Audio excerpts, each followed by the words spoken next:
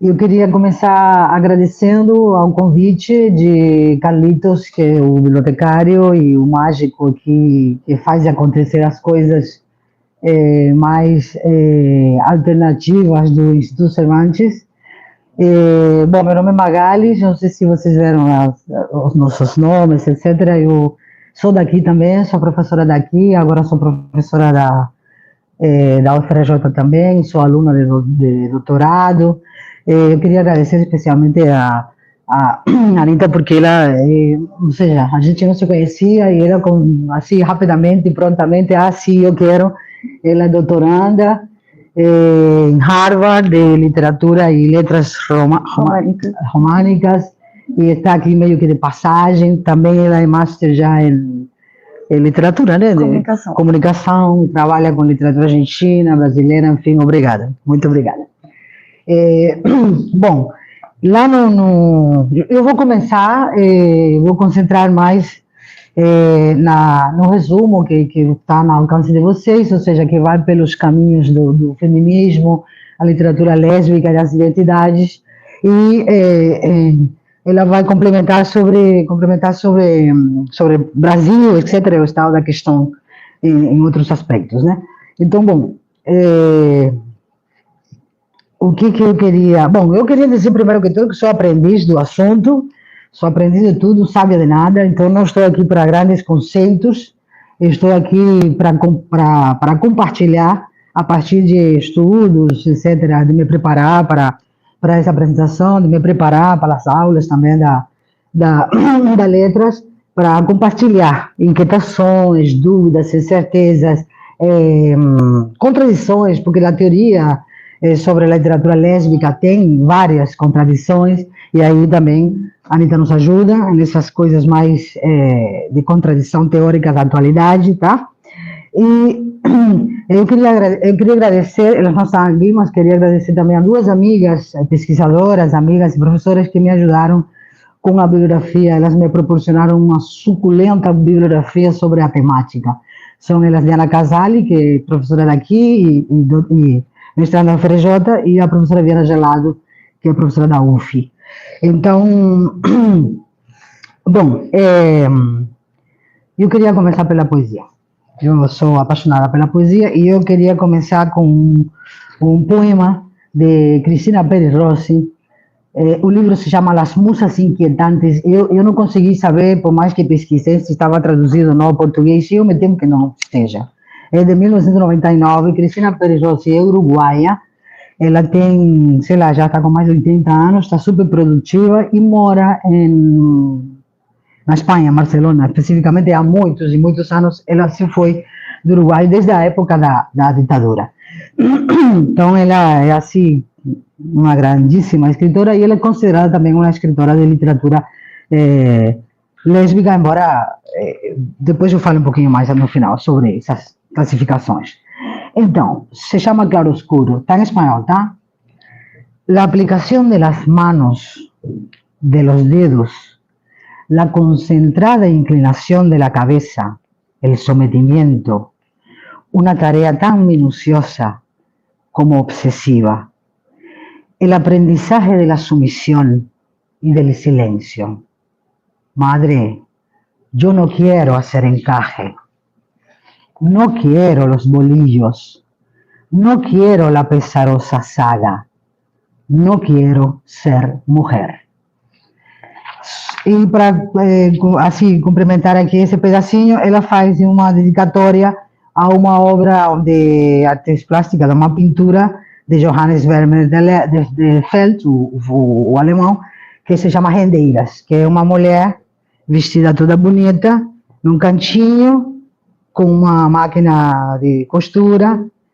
Então, ou seja, não quero ser mulher, nem escuridão, nem costura.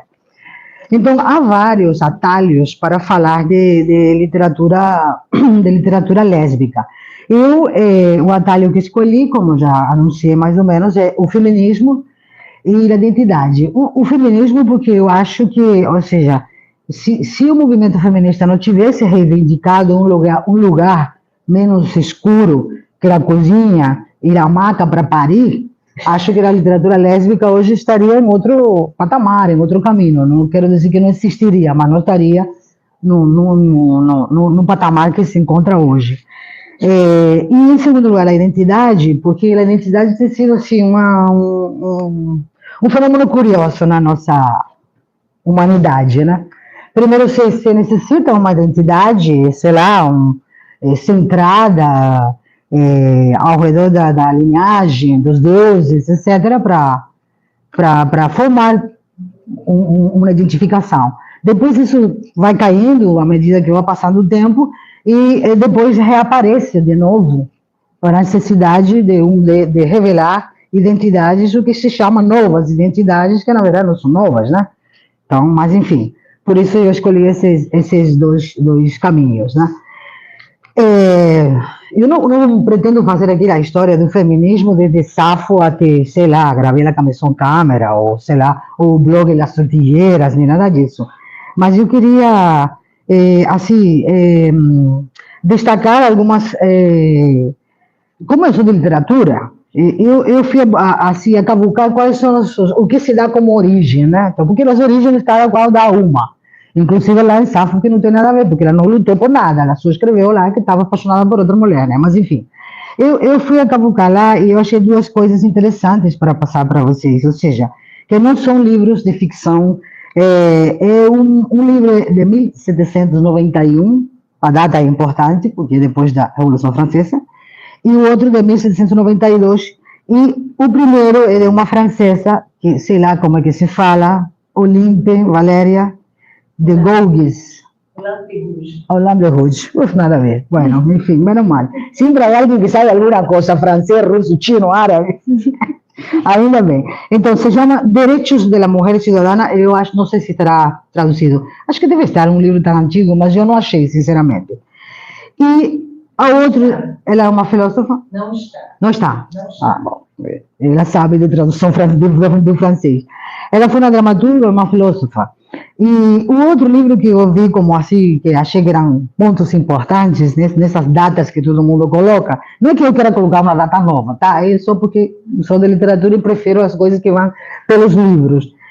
Então, a outra é Mary Wollstonecraft, que também foi escritora e filósofa inglesa, e o nome é Vindicação dos Direitos da Mulher. Também não sei se estará traduzido, tá? Por que eu destaco isso tão importante assim no feminismo? Porque, primeiro, a francesa, o que ela faz? Ela simplesmente reescreve os direitos do homem que foram escritos na Revolução Francesa e tira o homem e coloca a mulher.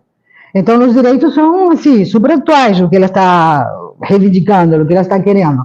Ela está querendo tudo, ou seja, participar na guerra, por exemplo, participar na política, na herança, sem tirar a escola, etc., etc., porque já isso era para os homens. Então, ela nem coloca direito à escola, porque já para ela estava como que, ou seja, já estava incluído, não teria nem que discutir por isso.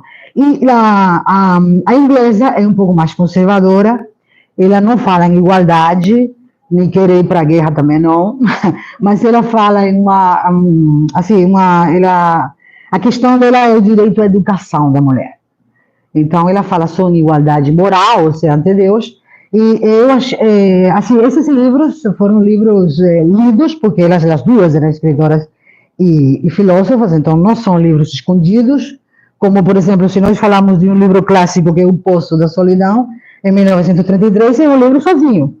Os outros livros que se liam na época não tinha nada a ver. Esses não, esses se leram, se discutiram, e foram livros escandalosos, porque não tinha tantas filósofas, e isso, as discussões no mundo masculino. Então, eu coloco isso assim como uma coisa importante, né? Então, ou seja, isso falando assim no plano do movimento, né?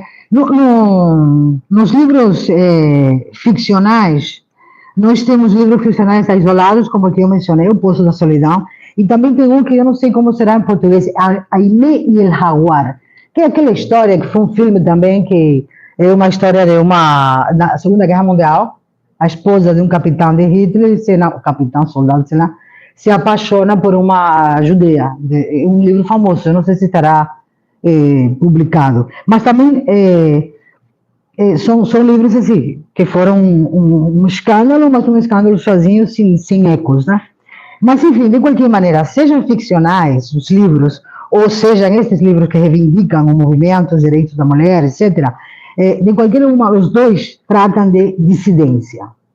Então, dissidência de gênero, aqueles que tentam colocar a mulher num lugar igualitário, com respeito, ou a respeito de direitos, né? E os outros, eles reivindicam a dissidência sexual, ou seja, o amor, o sexo entre mulheres, porque também, ou seja, está muito, eu acho que está muito assim, amor entre mulheres, como se as mulheres não transassem. Então, é sexo, não é amor romântico, nem nada disso, né?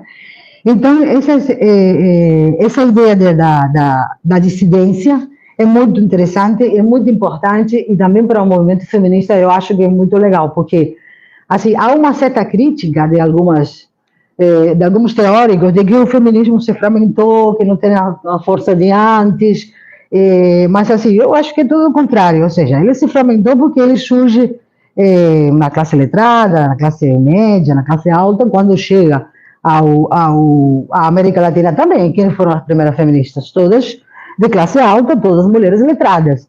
Agora, acontece um fenômeno que eu diria, talvez aconteça também na África, na Ásia, não sei, não conheço as culturas africanas nem asiáticas para falar, mas em nossa Latinoamérica acontece o tempo inteiro a questão de subverter. É uma palavra boa, não sei, eu conheci o termo por Stuart Hall, um jamaicano, mas eu não sei se ele é o dono do conceito ou não. Eu prefiro pensar em metáfora e no conceito, mas enfim.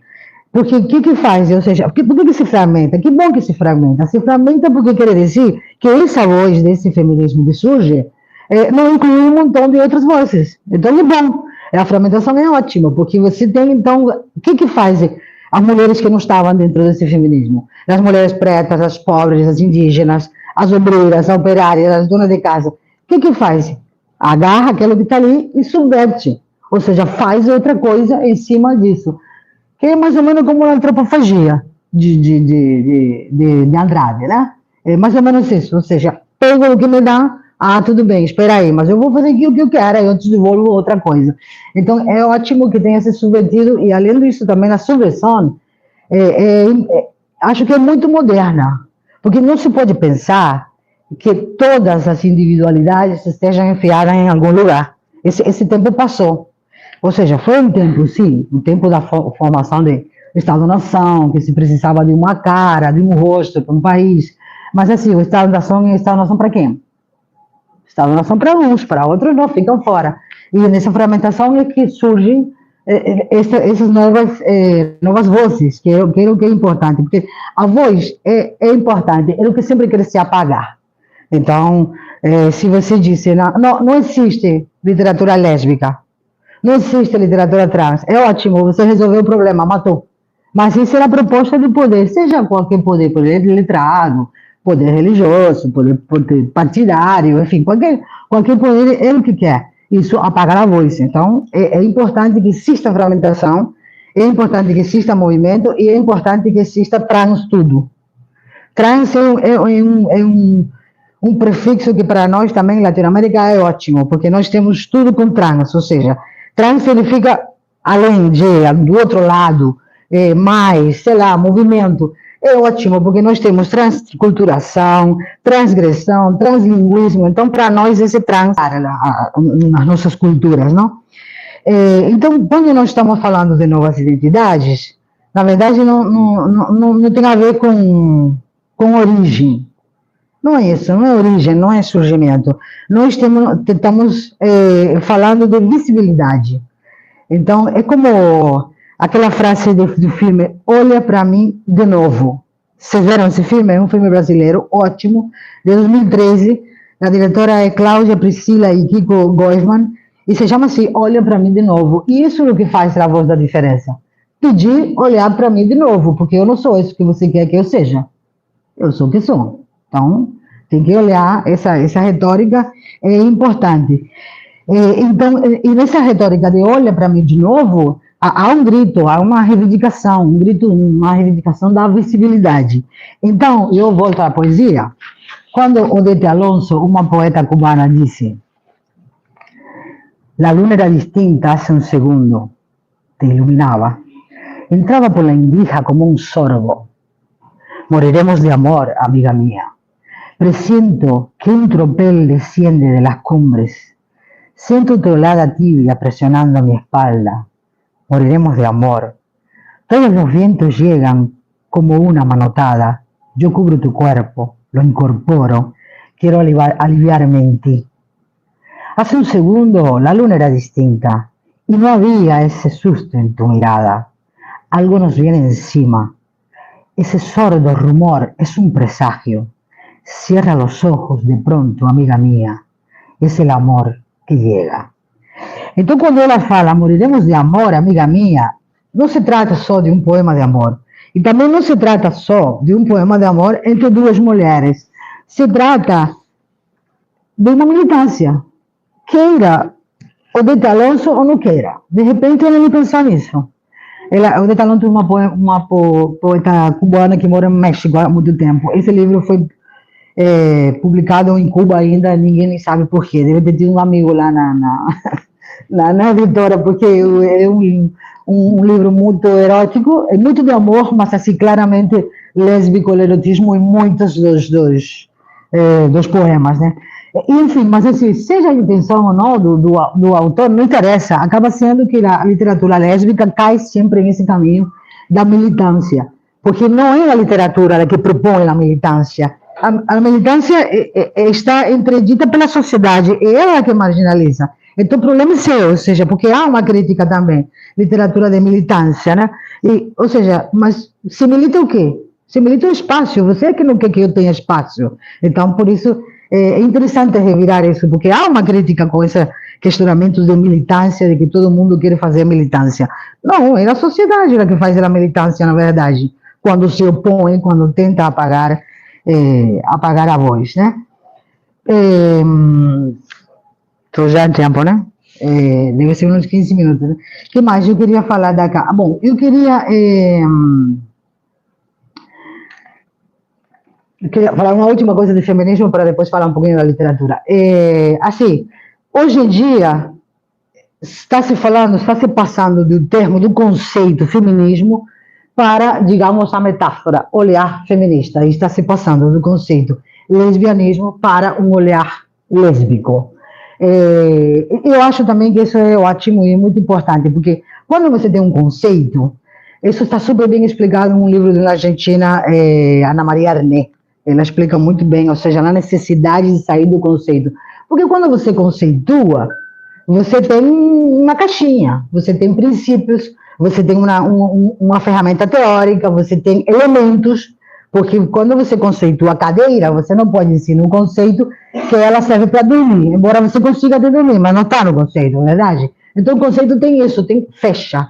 Então não pode fechar um conceito na identidade, um conceito quando se trata de feminismo ou de lesbianismo, porque não todas as mulheres são iguais, nem todas heteronormativas, nem todas as lésbicas, nem as bissexuais, nem as trans, nem as queer, ou seja, não tem ninguém nada igual. Então, obviamente, é muito melhor passar desse conceito fechado a uma metáfora, um olhar, onde caiba todo mundo, onde se possam escutar as vozes de todo mundo, onde se parta, não do prefixo homo, hetero, bi, sei lá, senão que se parta do diverso, da possibilidade e da transgressão. E hoje estamos falando de amor, mas assim, eu acredito que isso seja em todos os sentidos, ou seja, o que interessa não é o que a gente é, ou o que a gente não é, como irmão, como amigo, como amante, como profissional, como cidadão. Eu acho que o importante é o que a gente possa ser, e o que a gente possa transgredir em todas essas áreas, e também na cama, que ao final das contas tanto faz. E eu acho que iria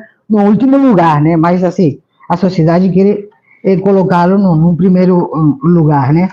Bem, então passando para a literatura, há discussões dentro da academia, pelo que eu consigo ver, depois vocês podem falar mais disso talvez, sobre o que seria literatura lésbica. Inclusive há discussões dentro das próprias escritoras e há fora do mundo lésbico, teóricos e teóricas que também querem dizer não há literatura lésbica, que é uma coisa que eu, assim, nunca vou concordar com não há, porque é muito universal. Ele traz uma ideia de universalidade que não serve para mais nada. Nunca se viu, mas assim, acho que se pensou em algum momento em alguma certa universalidade, mas nós estamos no século XXI, já chega de universalidade, nós estamos na diferença, né, o tempo inteiro, né? Enfim, mas tem ainda esse critério, tá? O que seria então? Ou seja, é uma literatura de um espaço de negociação, e isso eu estou pegando da Arné, e eu coincido, ou seja, concordo que sim, é um espaço de negociação entre as dissidências e as convenções sociais, porque quem faz que alguém seja dissidente é a convenção social, é a norma. Então, o que se negocia? Se negocia a liberdade, se negocia a ruptura da normativa, se negocia as fantasias. E também cria, a literatura lésbica cria espaços que são anômalos e que dão medo, ou seja, que provocam fobia na heteronormatividade ou na normatividade. Porque, ou seja, quem tem que ser educado é a heteronormatividade, é que se educa. Ninguém educa ninguém para ser gay. Então, é o contrário. Então, é por isso que vem essa fobia de alguma coisa que eu tenho que impor. E também é um escândalo, na parte feminista não querer convocar ao homem para o gozo, e na parte lésbica também não querer convocar ao homem para o gozo. Então, isso é uma dissidência enorme, e ainda nós estamos com esse tipo de escândalo, é absurdo, estamos no século XXI, mas ainda é um escândalo. E na heteronormatividade, por exemplo, as mulheres também decidem e não convocam, mas as mulheres economicamente mais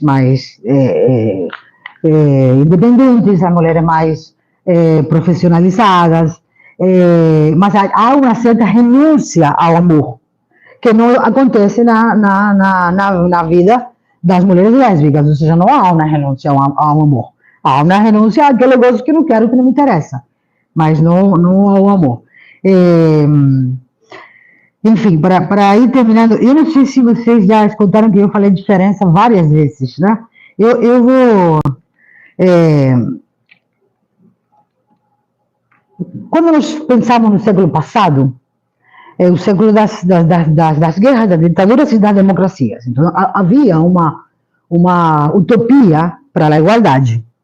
Eu sou da época da utopia para a igualdade, nasci em 65, então toda uma utopia para a igualdade e para o coletivo, certo? E como você garante uma igualdade? Com democracias.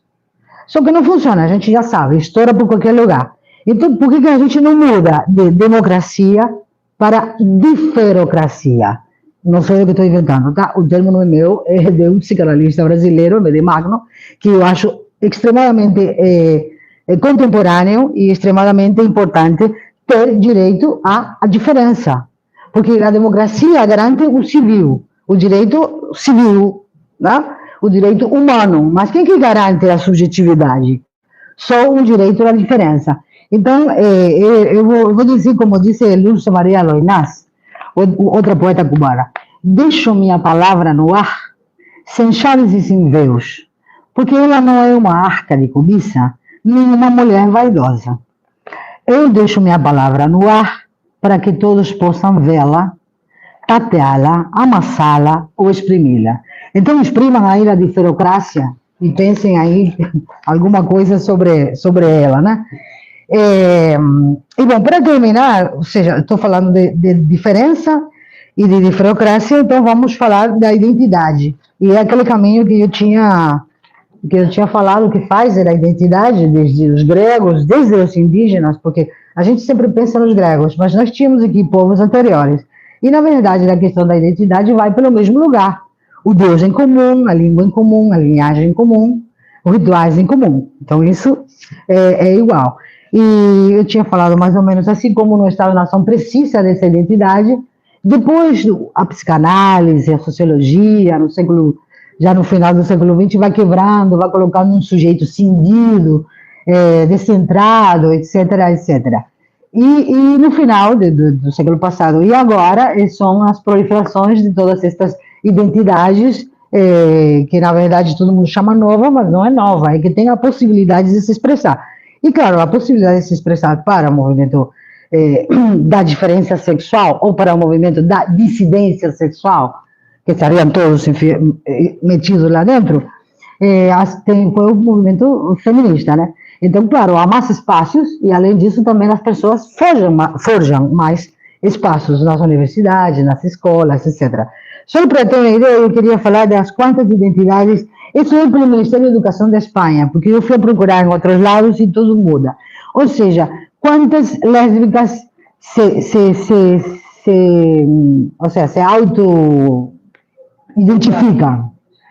Mulher-homem, lésbica traileira, sei lá, lésbicas modernas, lésbica normada, lésbica Barbie. Isso está reconhecido pelo Ministério Espanhol da Educação da Espanha. Então já você pode imaginar que qual seria o imaginário?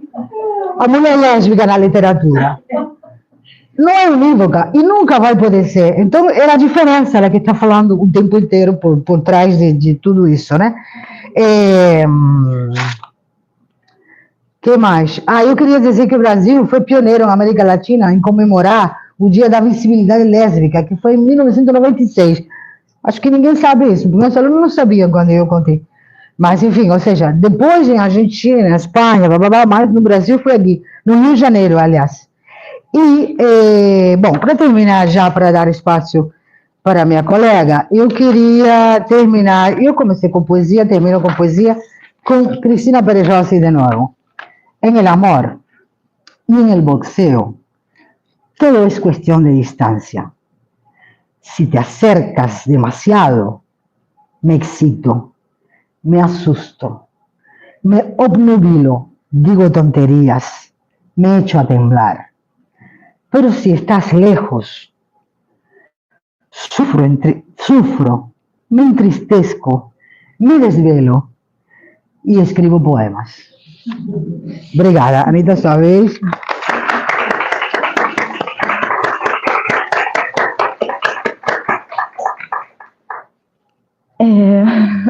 Bom, eu queria começar agradecendo muito a Magali, foi uma surpresa muito boa receber esse convite, e o Instituto Cervantes também, realmente um prazer e uma honra mesmo estar aqui.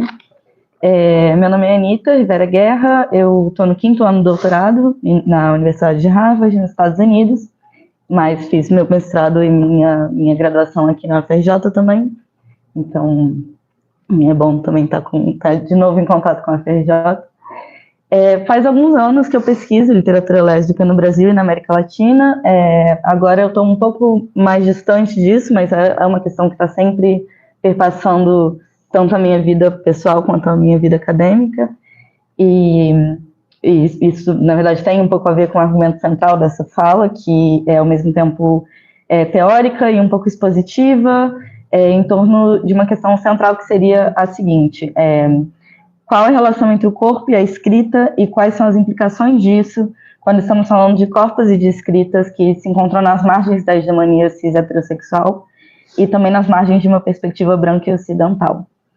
Então, eu vou começar com um breve percurso teórico dessa relação entre os corpos situados em termos de gênero e sexualidade e a escrita, que diz respeito não só ao Brasil, mas também, de forma geral, enfim, outros cenários um pouco mais universais, digamos, mas, enfim, porque eu vou trazer teóricos que não são só brasileiros ou latino-americanos.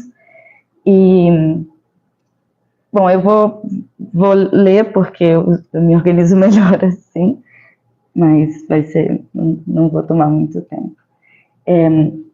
As narrativas ocupam um lugar fundamental no campo de batalha simbólico da existência dos corpos. Através delas, os sujeitos se reconhecem enquanto tais, ao mesmo tempo, ser um corpo subversivo é questionar, por sua própria existência, as normas hegemônicas que se impõem sobre os sujeitos, tanto na dimensão física quanto na subjetiva e simbólica. Os sujeitos dissidentes, lésbicas, pessoas transgênero, intersexuais, gays, bissexuais, queer, negros, latino-americanos, indígenas e terceiro-mundistas, de forma geral, entre outros tantos, denunciam a existência de um suposto ethos universal branco, heterossexual e europeu/norte-americano, que atua em uma dimensão de violência e apagamento de vivências outras que não as que obedecem às normas excludentes de um pequeno grupo dominante. Adorno trabalha a violência trazida pelo ethos universal no livro Problemas da Filosofia Moral. Ele afirma que, cito, o universal aparece como algo violento e extrínseco, sem nenhuma realidade substancial para os seres humanos. Fim de citação. Para ele, as questões morais surgem justamente pela impossibilidade de um ethos coletivo. A moral, assim, é violenta por presumir essencialmente uma universalidade impossível. A violência do ethos universal diz respeito tanto à questão das normas morais hegemônicas quanto ao achatamento que a noção fixadora de identidade de determinados grupos sociais traz. Ignora-se a construção subjetiva dos corpos oprimidos e silenciados, ignora-se sua voz individual, ignora-se os processos de constituição do logos a partir do desejo, da dimensão política de cada corpo e suas particularidades e da narração de si que cada corpo faz. Não há universalismo possível na existência dos corpos, mas isso não apaga a importância simbólica e política da questão identitária de se reconhecer enquanto um corpo que ocupa um lugar específico frente à moral hegemônica. Reconhecer-se enquanto um corpo lésbico, negro, indígena e ou latino-americano não diz respeito apenas a uma dimensão de combate em termos materiais, mas também, e fundamentalmente, a inserção nesse campo de batalha da existência dos corpos. É compreender que o particular é político e que os conflitos não se dão apenas sobre o corpo que está diretamente em questão, mas sobre um sem número de corpos que se colocam presentes indiretamente, inclusive aqueles que exercem a violência. Paul Preciado, em seu Manifesto Contrasexual, defende que o próprio corpo é um texto, escrito pelo sistema sexo-gênero, ele diz isso, que seria, por sua vez, um sistema de escritura. Os corpos que subvertem o conjunto moral social, isso é, os sujeitos cuja construção performática externa questiona essas relações sociais, seriam, cito, os espaços errôneos, as falhas da estrutura do texto. Fim de citação. Corpos que questionam esse sistema de escritura moral que nele se inscreve. Preciado defende que esse questionamento iria muito além de uma simples questão linguística. Não basta pensar em uma desconstrução da linguagem que reproduz as tecnologias de escritura do gênero, do sexo e do gênero. Deve-se desconstruir essas tecnologias, modificar as posições de enunciação, diz Preciado. O que são, então, esses corpos lésbicos que escrevem? São falhas na estrutura do texto que constroem elas mesmas outro texto. São a narrativa de uma incorporação, literalmente corpórea, física, da falha do texto inscrito pelo sistema sexo-gênero de uma biopolítica euronorcêntrica, numa intertextualidade negativa que termina por expor aquela norma primeira.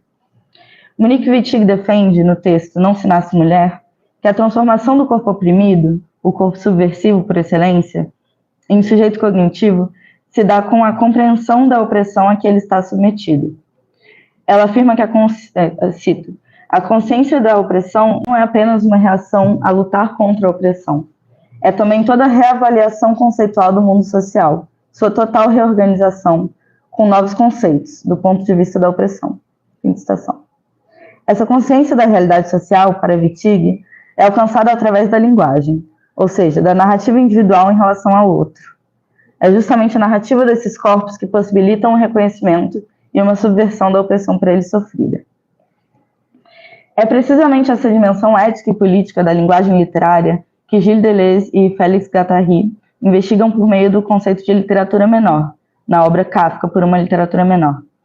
De acordo com a definição dos autores, a literatura menor seria aquela que, cito, uma minoria faz em uma língua maior.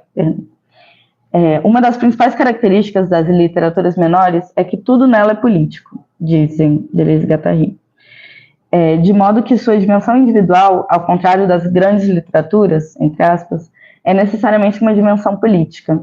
O sujeito que a escreve é um sujeito político. E, além de política, é essencialmente coletiva, mesmo quando anunciada individualmente. A literatura se torna, e cito Deleuze e Guattari, encarregada positivamente desse papel e dessa função de enunciação coletiva, e mesmo revolucionária. É a literatura que produz uma solidariedade ativa. Queria, na verdade, passar esses livros, que são livros-chave na história antiga e recente da literatura lésbica brasileira, enquanto eu falo para, enfim, vocês darem uma olhada. Wittig também trabalha a dimensão política e social da literatura, especificamente em relação à produção de mulheres lésbicas. Logo na introdução do seu romance O Corpo Lésbico, de 1973, ela afirma o seguinte,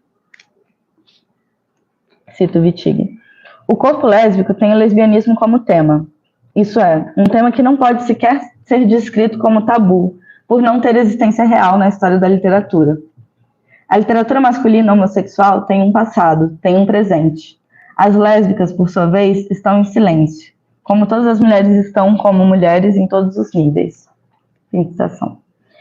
Cria-se, assim, um claro paralelo entre a literatura lésbica e a literatura menor, na medida em que a literatura lésbica é a enunciação de uma minoria perpassada por questões políticas e sociais, em uma dinâmica de coletividade social em relação a um grupo hegemônico. Wittig relaciona a coletividade e a subjetividade individual das mulheres ao sugerir uma definição simultaneamente materialista e subjetiva do sujeito, que se daria no momento em que as mulheres se reconhecessem, ao mesmo tempo enquanto sujeitos individuais e pertencentes a uma classe oprimida. Essa concomitância é possível a partir da compreensão, cito Wittig, de que os problemas supostamente subjetivos, individuais e privados são, de fato, problemas sociais, problemas de classe. Que a sexualidade não é, para as mulheres, uma expressão individual e subjetiva, mas uma instituição social de violência. Tem citação.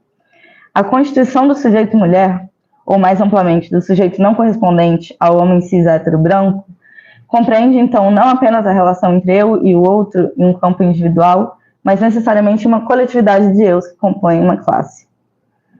Isso nos traz de volta à premissa maior de Simone de Beauvoir, de que ninguém nasce mulher, torna-se mulher, que abre o segundo volume de O Segundo Sexo, de 1949. Beauvoir entende que a Constituição da mulher como um outro construído a partir da noção do homem enquanto sujeito absoluto, diz Beauvoir. A poeta lésbica brasileira Angélica Freitas, nascida em Pelotas, no Rio Grande do Sul, retoma a célebre frase de Beauvoir no poema A Mulher é uma Construção, do livro Um Útero é do Tamanho de um Punho, de 2013, que está rodando por aí. Ela escreve, a mulher é uma construção. A mulher é uma construção, deve ser. A mulher, basicamente, é para ser um conjunto habitacional, tudo igual, tudo rebocado, só muda a cor. Particularmente, sou uma mulher de tijolos à vista. Nas reuniões sociais, tendo a ser a mais mal vestida. Digo que sou jornalista. A mulher é uma construção, com buracos demais. Vaza. A revista nova é o Ministério dos Assuntos Coacais. Perdão, não se fala em merda na revista nova. Você é mulher. E se de repente acorda binária e azul e passa o dia ligando e desligando a luz? Você gosta de ser brasileira? De se chamar Virginia Woolf? A mulher é uma construção, maquiagem é camuflagem. Toda mulher tem um amigo gay, como é bom ter amigos. Todos os amigos têm um amigo gay que tem uma mulher que o chama de Fred Astaire. Nesse ponto já é tarde. As psicólogas do Café Freud se olham e sorriem. Nada vai mudar, nada nunca vai mudar. A mulher é uma construção. É a partir dessa percepção do gênero enquanto algo construído, não natural e não biológico, sobre a noção existencialista de sujeito e de outro, que Wittig elabora sua teoria de que as lésbicas não são mulheres. No livro, no texto Não se nasce mulher, que eu já citei antes, Wittig afirma, cito, que por sua própria existência, a sociedade lésbica destrói o fato artificial, social, da constituição das mulheres como um grupo natural. Uma sociedade lésbica revela pragmaticamente que a divisão dos homens, da qual as mulheres são objetos, é política, e mostra que nós somos ideologicamente reconstruídos em um grupo natural. As lésbicas, assim, questionariam na prática a noção do mito da mulher. As mulheres enquanto corpos manipulados por uma pressão estrutural que cria a ilusão de que essa manipulação é natural. A partir do pressuposto de que as lésbicas não são mulheres, uma vez que são construídas de uma forma ou outra, necessariamente fora da binaridade cis-heterossexual, sobre a qual os papéis de gênero são fundados, Wittig explicita a artificialidade que permeia os corpos ditos femininos e seus desejos. Essa noção da construção de certos sujeitos enquanto outros, em relação ao sujeito universal, também é aplicável aos povos de países colonizados, a partir dos quais a Europa se constituiu enquanto sujeito. Na perspectiva decolonial da Constituição dos Sujeitos Latino-Americanos e Europeus, o eu ocidental, no conceito da antropóloga afro-dominicana Oti Curiel, se constituiu antagonicamente às Américas, sua referência periférica, construída, por sua vez, a partir da posição enquanto outro em que foi colocada no sistema mundo. Curiel explicita essa relação ao afirmar que esta provém, e cito, de um ocidentalismo que define um eu ocidental, constituído por sua diferença, nesse caso a diferença colonial, que dilui esse outro, essa outra, que incorpora esse eu no outro, outra, e desestabiliza o eu pelo outro, outra. Os corpos latino-americanos se constituem, em sintonia com os sujeitos lésbicos, em relação a um grupo hegemônico inscrito em um sistema de normas objetivas e subjetivas de conteúdo do corpo. A opressão se deu não apenas na dimensão física dos corpos, mas também na dimensão subjetiva dos sujeitos, sua relação e seu lugar no mundo, um lugar de alteridade, de periferia. E quanto mais essas alteridades se interseccionam, mais o corpo ocupa um lugar marginal no sistema mundo, o que se reflete no lugar de quem pode falar e de quem é ouvido, como afirma Glória Anzaldúa em seu texto Falando em Línguas, Carta para as Mulheres Escritoras do Terceiro Mundo. Cito Anzaldúa. A mulher de cor iniciante é invisível no mundo dominante dos homens brancos e no mundo feminista das mulheres brancas, apesar de que, neste último, isso esteja gradualmente mudando. A lésbica de cor não é somente invisível, ela não existe. Nosso discurso também não é ouvido. Nós falamos em línguas, como os proscritos e os loucos. Queria então convidar-nos a pensar que línguas são essas, que se desenrolam e enrolam o mundo a partir das margens, mas também nas relações de poder que existem dentro de uma dita literatura lésbica, que também corre o risco de virar um ethos universal, enquanto pensado enquanto conceito fixo. E entender as dificuldades implicadas nesse conceito. A literatura lésbica é uma literatura escrita por mulheres lésbicas? Ela diz respeito necessariamente a temáticas lésbicas? E eu admito que isso não me interessa muito, essa definição. Mas a Angélica Freitas me disse algo numa entrevista que ela me deu há alguns anos, que resume bem o assunto para mim, que ela diz, então eu posso escrever sobre escrever, eu posso escrever sobre andar na rua, mas de alguma forma eu acho que vai se encaminhar um pouco para esse lado de estar na rua, em relação com as outras pessoas, e isso é uma coisa política. A linguagem sai do corpo, não é? E tu ter um corpo de mulher é bem diferente do que tu ter um corpo de homem. É só tu sair na rua e ver. Ela me repreende isso. Ou tu sair nessa mesma rua meia-noite sozinha e ver. Então isso acaba mudando a tua experiência de mundo e isso acaba influenciando a tua linguagem, na maneira que você se comunica.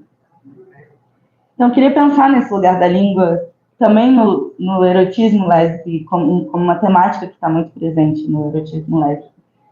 E ler um poema da Maria Isabel Iorio, que é autora de um dos livros que está... uma autora muito contemporânea, que deve ter seus 30 anos, esse poema é de 2017. O poema se chama Fundamental Não Deitar, Não Ficar de Pé. Estou dentro de você, seu cu não esperava a minha língua e reconhece ela mais rápido que você, que lavava a louça da pizza e devia estar pensando em outras besteiras quando te abracei por trás. Agora você já sabe que sou eu, claro. Está me dando o cu sem dizer o meu nome. Nem eu estou com o nome. Minha língua está inteira ocupada. Aqui não é o Brasil, mas a nossa cozinha. Aqui não estamos emitindo nenhum som ou documento para a lucidez. Não corremos nenhum risco de ter um filho. Ufa, não estamos esperando nem reproduzindo nada. E agora é minha vez.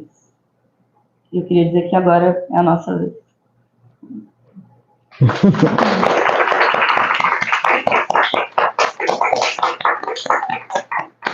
Bom, se vocês quiserem fazer alguma pergunta, algum comentário, alguma coisa. Não, então, muito obrigada. Obrigada, Anitta, mais uma vez. Obrigado lá para a audiência que está de longe. E obrigado para ir para o técnico. Boa tarde a todos. Boa tarde.